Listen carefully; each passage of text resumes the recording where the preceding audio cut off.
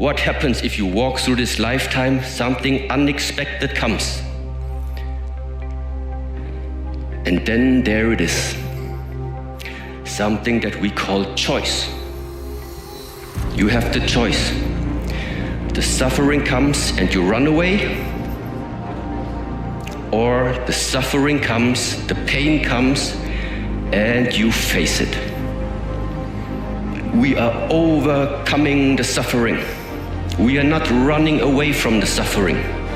You are overcoming it. You go through it until you have become so strong. Your body becomes so strong. Your mind has become so strong that it doesn't matter afterwards anymore.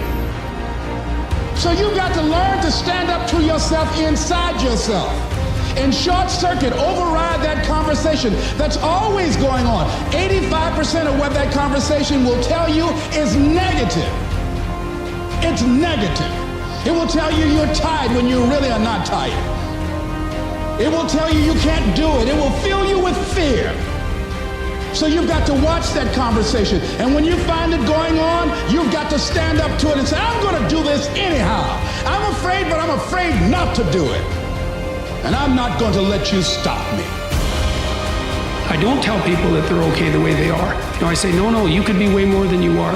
And they're relieved about that, you see, because if you're in a dark and terrible place and someone says you're okay the way you are, then you don't know what to do about that. It's right. No, I'm not. I'm having a terrible time and I'm hopeless. You're okay the way you are. Well, then what? That's it? That's where I am?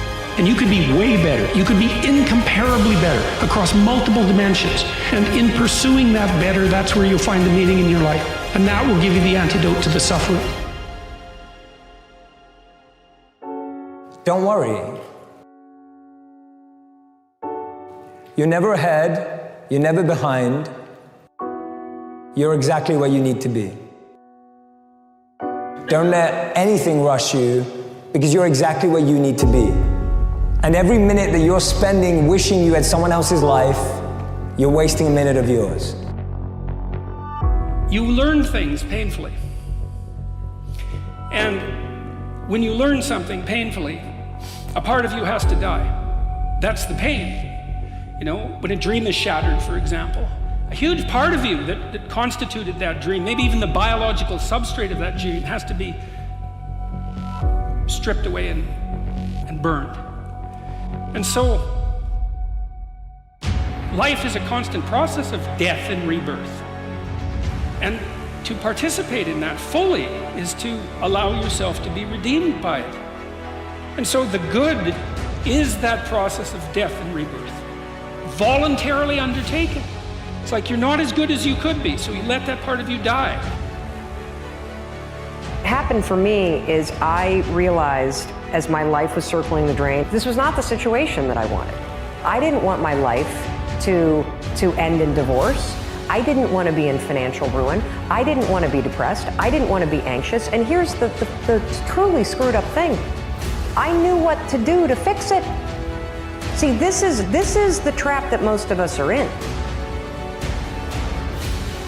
But progress towards a worthy goal, a worthy vision in your life, is the pathway to success. So why don't most people make it? Why don't most people? They go their whole life, they never really live, they react. Because they live in the physical world. They don't control their thoughts. I want you to remember this. Thoughts are the currency with which you purchase your dreams. Thoughts are the currency with which you purchase your dreams and your vision. If you can begin to change the way you think, literally you can begin to change your life. But most people only operate in the physical world. Discipline equals freedom in all aspects of your life. From a fitness perspective, you gotta have the discipline to get up early in the morning, you gotta have the discipline to work out, the discipline to eat the right foods. And if you have those kind of disciplines, they're not easy. But if you make the right choice over time, it's gonna give you freedom.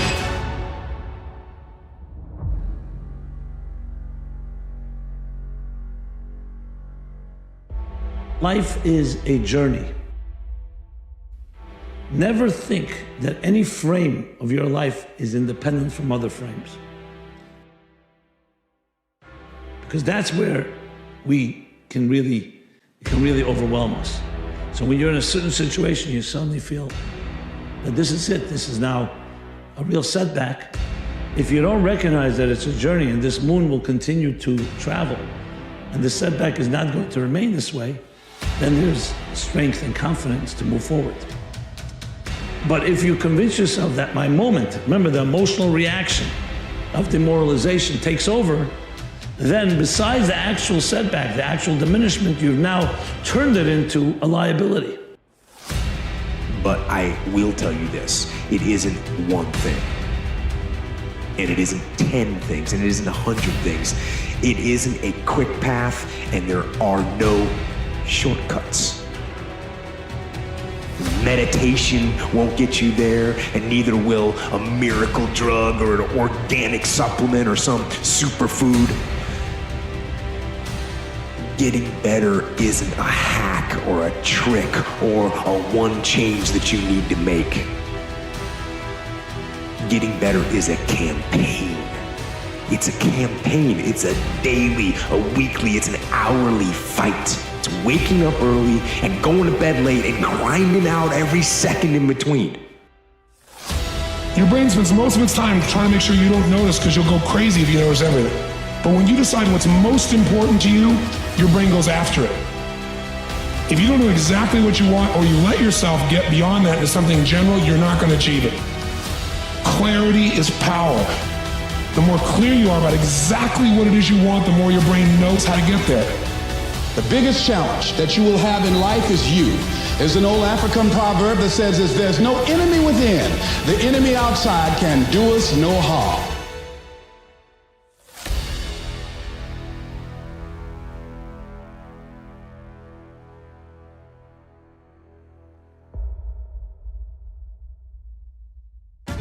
People want to know how to stop the laziness, and they want to know how to stop the procrastination.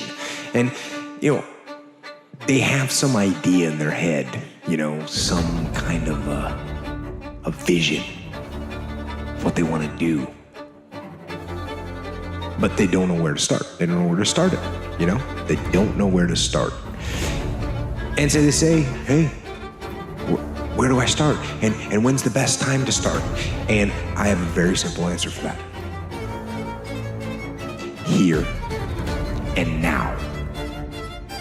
You say you want to be great, let your actions, let your words display that. If you say you really want to be elite, let your actions and let your words display that.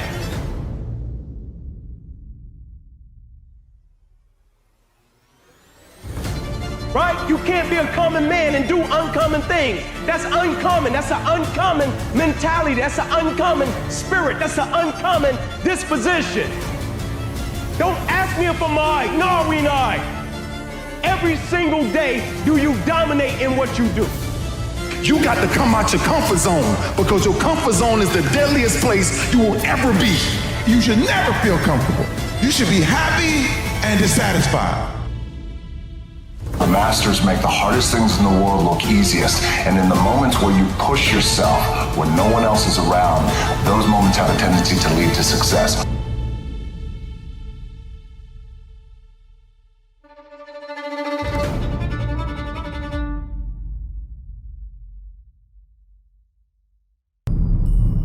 As we begin to look at what we want, as we begin to look toward the future, what's going to be crucial for you is every time you find yourself saying that you can't do something, you've got to affirm to yourself, hey, no, I can make it. This can happen for me.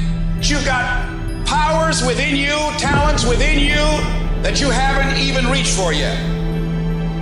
Now, whatever goal you have, here's what we know. You're going to have some opposition. You're going to have some difficulties. You're going to have some challenges.